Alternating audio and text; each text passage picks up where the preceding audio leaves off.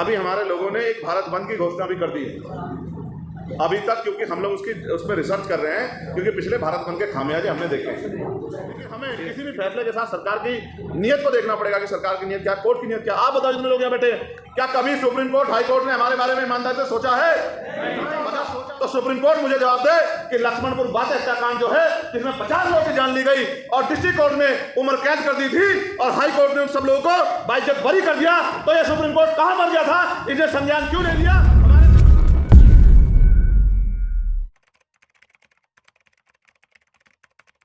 मैं पार्लियामेंट में था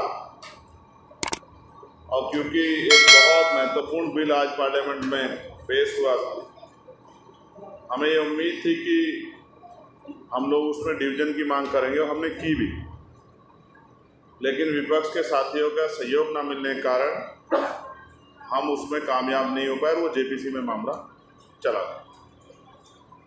मेरी समय पर आने की इच्छा थी, मैं देर से आने के लिए आपसे माफी चाहता हूँ। ये बात मैंने आपको इसलिए बताई क्योंकि कार्यक्रम की संख्या से कोई फर्क नहीं पड़ता, कार्यक्रम के उद्देश्य से फर्क पड़ता। जब हम आंदोलन चलाया करते थे तो हमारे यहाँ 2 लाइनें बहुत महत्वपूर्ण पढ़ी जाती थी कि जंग में कागजी अफ्ताश से क्या होता है, हिम्मतें लड़ती हैं तादाद से क्या होता है।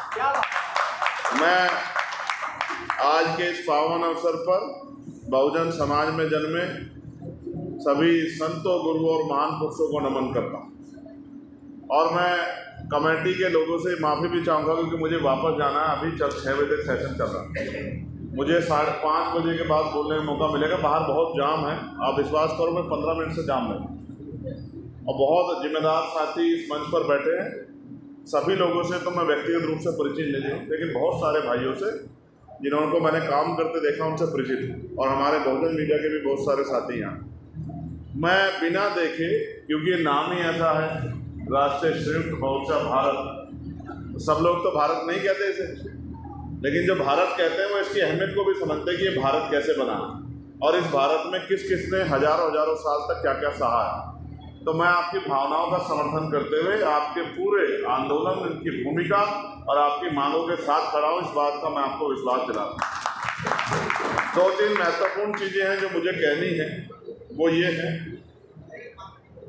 जिसमें आपका पहले ही जो है विषय ये है कि भारत का संविधान एवं मानव अधिकार आरक्षण हिस्सेदारी के लिए संवैधानिक भारत राष्ट्र का नवनिर्माण करना। तो मैं इसमें बस इतना ही कहना चाहता हूँ, मैं चाहता हूँ ये हो, लेकिन इसको तैयार करने, इसको बनाने की, इस सपने को पूरा करने की शक्ति भारतीय संविधान के कारण ही लोकतांत्रिक व्यवस्था में जब तक सत्ता में हम लोग नहीं आएंगे तब तक इस तरह के भारत के निर्माण की उम्मीद करना, ये सपना तो अच्छा है लेकिन पूरा नहीं हो सकता। इस बार जब पार्लियामेंट में बजट पेश हुआ तो वो ऐसा था बजट कि जैसे किसान मजदूर रात में थक के आके सो जाता और सपने में महसूस करता है कि कोई मसीहा आएगा, कोई परिवर्तन होगा, हमारी ज़िंदगी बदल जाएगी, और रात में सपने में रहता है क्योंकि थका हुआ रहता है, डीप स्लीप होती है, गहरी नींद आती है, सुबह उठ के उसको याद आता है कि उसको काम पे जाना होता है और भारत में कुछ बदला नहीं होता है। वो वाकई उसकी स्थिति ऐसी होती है, उसको अपने बच्चों का पेट पालना होता है, फीस के लिए पैसों की जरूरत होती है, अगर अच्छे स्कूल में पढ़ा रहा है, इलाज के लिए पैसों की जरूरत होती है, तमाम तरह की बुनियादी सुविधा की जरूरत होती है। हर बार बजट से इस देश का बहुजन समाज ऐसे ही ठगा गया है क्योंकि हमारा कोई भी दल इस देश की राष्ट्रीय राजनीति में मुख्य भूमिका में उस तरह नहीं आ पाया कि वो सत्ता में उस तरह स्थापित हुआ हो कि केंद्र की सत्ता उन्होंने चलाई हो। इस कारण जो है, जो होना चाहिए था देश में, वो लागू नहीं हुआ। साथ साथ अन्य पिछड़ा वर्ग ओबीसी की जातीय जनगणना कर उनकी जनसंख्या अनुसार आरक्षण, तो मैं इसको इस तरह कहूँगा कि ओबीसी नहीं, सभी जातियों की जातिगत जनगणना होनी चाहिए, यानी कि जातीय गणना होनी चाहिए, किसकी कितनी संख्या है इस बात का पता लगना चाहिए और किसको इस देश में क्या मिल रहा है। मैं आपको जानकारी के तौर पे कहूँगा, इस बार बजट में 13,000 करोड़ रुपए शेड्यूल कास्ट के लोगों को और 13,000 करोड़ रुपए शेड्यूल ट्राइब के लोगों को मिला, 26,000 करोड़। और देश का मुख्य बजट क्या था? 48 लाख करोड़, 48 लाख करोड़ के लगभग जो है बजट था। अगर हम इस पैसे को डिवाइड करके देखें तो 0.54 लगभग 0.5054% यानी कि लगभग 1 रुपए का भी आधा हिस्सा पॉइंट में 1 रुपया भी यानी कि 1% पैसा भी सरकार ने हमें नहीं दिया। और ये सरकार सबके साथ सबके विकास की बात करती है, ये किसी के विकास की बात नहीं करती है। चंद पूंजीपतियों की सरकार है और पूंजीपति किस तरह ताकतवर हो और गरीब और कमजोर हो जाए, रोटी के लिए मोहताज हो, इसके लिए सरकार प्रयास कर रही है। तो आपकी मांग है, मैं इस मांग का समर्थन करते हुए कहता हूं कि जातीय जनगणना होनी चाहिए। जब जातीय गणना होगी तभी पता लगेगा किसने किसका हिस्सा खाया है। अभी तो सुप्रीम कोर्ट का एक ऑर्डर आ गया, हम भाइयों में झगड़ा कराने का प्रयास हो गया है। हमारे लोग तो समझते नहीं है। जिस दिन हमारे लोग उस ऑर्डर को पढ़ेंगे और समझेंगे, और मैंने कहा कि अगर इतनी योग्यता, इतनी क्रिमिनल पैदा हो गई है तो भाई फिर एनएफएस क्यों हो रहा है, फिर हमारी सीटों को सामान्य लोगों से क्यों भरा जा रहा है? तो सरकार के पास जवाब नहीं है। मैंने पूछा कितने अरबपति तैयार हो गए शेड्यूल कास्ट के लोगों में, बताओ कितने अरबपति शेड्यूल ट्राइब में पैदा हो गए? तो सरकार पे कोई जवाब नहीं है। लेकिन मैं मानता हूं कि सुप्रीम कोर्ट से भी हम लोग नाउम्मीद हैं, और उसके लिए मैंने कहा कि जब वर्गीकरण स्टार्ट हो तो वो सुप्रीम कोर्ट से हो। 4 पीढ़ी जज बन के बैठी हैं, वो 4 पीढ़ी के बने हुए लोग कह रहे हैं कि एक बार आरक्षण का फायदा मिल गया तो दोबारा नहीं मिलना चाहिए। मैं कहता हूं अगर 4th क्लास में किसी का बाप चपरासी बन गया है तो उनके पास कितनी संपत्ति खड़ी हो जाएगी कि वो अपने आने वाली नस्लों को पैरों पर खड़ा कर सके? क्या सरकार के पास जवाब है? और अगर चेक करना हो तो सबने निचले पायदान पे देखो, जो सफाई कर्मचारी का काम है वो भी नौकरी सरकार पक्की नहीं दे रही। उस नौकरी में भी ठेकेदारी, संविदा और तमाम तरह से आउटसोर्सिंग है, वहां भी पक्की नौकरी नहीं मिल रही। ये सरकार का चरित्र है। इसलिए मैं मानता हूं इन खतरों से भी हमें सावधान रहना पड़ेगा। और मैं यहाँ ये भी कहूँगा, अभी हमारे लोगों ने एक भारत बंद की घोषणा भी कर दी है अभी तक, क्योंकि हम लोग उसमें रिसर्च कर रहे हैं, क्योंकि पिछले भारत बंद के खामियाजे हमने देखे हैं। कितने लोगों पर मुकदमा, कितने लोग जेल गए। हमारे 14 नौजवान जो हैं जिनको जीवन जी के भारत देश की सेवा करनी थी, समाज की सेवा करनी थी, वो बलिदान हो गए। हमें बहुत कुछ सोचना, हमारे कंधों पर जिम्मेदारी, एक विषय इंपॉर्टेंट है। तो अभी उस पर बहुत चर्चा होने की जरूरत है। अभी मैं मीडिया के साथियों को भी कहूँगा, ये रंगमंच नहीं है, ये आने वाले भविष्य का फैसला ये हवा में नहीं हो सकता है। ये फैसले के लिए बहुत समझदारी से आंदोलन चलाने पड़ेंगे। हवा में कोई भी आंदोलन का समर्थन कर दिया और कोई आंदोलन चला दिया और उसका खामियाजा अगर समाज को भुगतना पड़ा तो कल सवाल मेरे साथ साथ आप सबसे पूछा जाएगा। मुझसे ज़्यादा पूछे जाएंगे कि आपसे कम पूछे जाएंगे, लेकिन सवाल सबसे पूछा जाएगा। तो हमारी जिम्मेदारी है कि हम चीज़ों को पहले नोटिस करें, फिर उसकी संवेदना को समझें, उसकी स्थिति को समझें और फिर फैसले लें। अभी इस पे हम लोग 3-4 दिन में, मैंने जितने भी मेंबर ऑफ पार्लियामेंट जिस पार्टी के भी हैं जो इस बात से सहमत है, मैंने उनकी एक मीटिंग बुलाई है और हम लोग जल्द इस पर एक बड़ा निर्णय लेंगे। हम किसी भी कीमत में अपने अधिकारों को सरकार के द्वारा लूटने नहीं देंगे। इस बात का भी मैं इस मंच के माध्यम से आपको पूर्ण विश्वास दिलाने का काम करता हूँ। साथ साथ एक मांग आपकी है कि पृथक विदर्भ सहित अन्य छोटे राज्य गठन। तो मैंने कल ही पार्लियामेंट में ये बात उठाई थी कि छोटे राज्यों का निर्माण होना चाहिए, क्योंकि बाबा साहब अम्बेडकर ने अपनी किताब में लिखा, राज्य पृथक निर्वाचन में उन्होंने लिखा है कि भाई जितना छोटा राज्य होगा उतना ही सरकार की पहुंच जो है अंतिम व्यक्ति तक होगी और उतना ही क्षेत्रों में विकास होगा। जिस प्रदेश में हम लोग रहते हैं, आप अन्य प्रदेशों से आए हो, उसकी आबादी 25 करोड़ से ज़्यादा है। 25 करोड़ से ज़्यादा पूरे, अगर हमारे उत्तर प्रदेश पे हमारा कब्जा हो जाता बहुजन समाज के लोगों का, तो 80 लोकसभा सीटें हैं हमारे बगैर दिल्ली में कोई पत्ता भी नहीं हिला पाता। लेकिन हम उसमें कामयाब नहीं हो पाए। वो एक बहुत बड़ा सूबा है। तो हमने कल उसमें भी कहा है कि समय आ गया है कि उसको भी विभाजित किया जाए, 4 हिस्सों में विभाजित किया जाए, जिससे छोटा प्रदेश बने और इधर तमाम लोगों को, उधर के लोगों को, पूर्व के लोगों को, पश्चिम के लोगों को भी, बुंदेलखंड के लोग, तमाम लोगों को जो है आगे बढ़ने का अवसर मिले, नई नौकरियां पैदा हों, सरकारी इंस्टीट्यूशन बने, लोगों की ज़मीनों की कीमत बढ़े, लोगों को ज़मीन मिले। तमाम तरह जो भूमिहीन लोग हैं, ये जो संपत्ति, जो भूमि जो लूट कर रखी है भूमाफिया ने, ये इनसे छीन के, काशीराम साहब ने कहा था जो ज़मीन सरकारी हमारी उनको बांटी जाए। और भी कई सारे आपके विषय हैं, चाहे बेरोजगारी भत्ते का हो या रोजगार की गारंटी हो या किसानों के लिए MSP गारंटी हो, इन सब विषयों पर मैं आप देख रहे होंगे लगातार पार्लियामेंट में अपनी बात को मुखर कर रहा हूं। और कई जगह मैंने एक बिल भी पेश किया है, मैं आपको भी जानकारी देना चाहता हूं। मैं समझता था बहुत दिन पहले, 1.5 साल पहले मैंने मांग की थी क्योंकि मैं समझता हूं कि हम अपने लोगों के प्रति ज़्यादा उत्तरदायी हैं, और क्योंकि हमने उनकी ज़िंदगी जी है तो हमें ज़्यादा दर्द है अपने लोगों के लिए। हम इस बात को समझते हैं। 1.5 साल पहले मैंने गोरखपुर में पीसी करके कहा था कि भाई मैं समझता हूं कि कुछ जातियों को अवसर उस तरह नहीं मिले, क्योंकि उनकी आर्थिक स्थिति भी और उनको शैक्षिक स्तर पे भी बहुत सारे अवसर नहीं मिल रहे, क्योंकि सरकार ने स्कूल इस तरह के नहीं खोले। तो मैंने मांग की थी कि शेड्यूल कास्ट के लोगों को आपने 15% रिजर्वेशन दिया, जो कि अभी तक पूरा नहीं हुआ। लेकिन अगर आप चाहते, सरकार चाहते हर व्यक्ति आगे बढ़े, तो अलग से 5% आरक्षण की व्यवस्था EWS में, जैसे आपने 10% की व्यवस्था कराई बिना आंकड़े जुटाए, और ये मान के कि सामान्य जाति के लोग उनके रिप्रेजेंटेशन कम है, अपने मत से जो है आपने दे दिया, तो 5%, 15% से अतिरिक्त 5% आरक्षण की व्यवस्था उन जातियों के लिए कराई जाए। लेकिन हमारी मांग को नहीं सुना गया। इसका मतलब सरकार सुनना ही नहीं चाहती, और करना तो बहुत दूर की बात है। ऐसे ही मैंने मोस्ट बैकवर्ड की जातियों के लिए भी मांग की थी कि 27% मिल रहा है, 15% उन जातियों को तो जिनको अवसर नहीं मिला, जिनका एक भी IAS IPS वकील जज नहीं बना है, उनको भी मौका मिलना चाहिए। लेकिन हमें किसी भी फैसले के साथ सरकार की नीयत को देखना पड़ेगा कि सरकार की नीयत क्या, कोर्ट की नीयत क्या। आप बताओ, जितने लोग यहाँ बैठे, क्या कभी सुप्रीम कोर्ट, हाई कोर्ट ने हमारे बारे में ईमानदारी से सोचा है?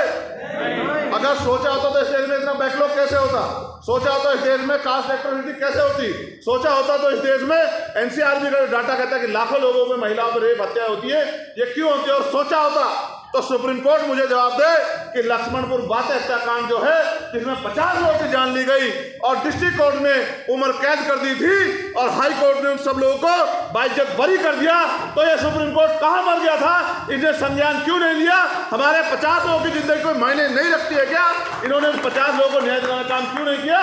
हमें समझ आता है कि क्योंकि वहाँ क्लोजन सिस्टम है और वहाँ आरक्षण व्यवस्था नहीं है, इस वजह से वहाँ schedule caste, schedule tribe, backward के लोगों का रिप्रेजेंटेशन नहीं है। इस वजह से वो वहाँ से सारे फैसले आरक्षण को लेकर कभी भी आया, वो हमारे खिलाफ ही आया।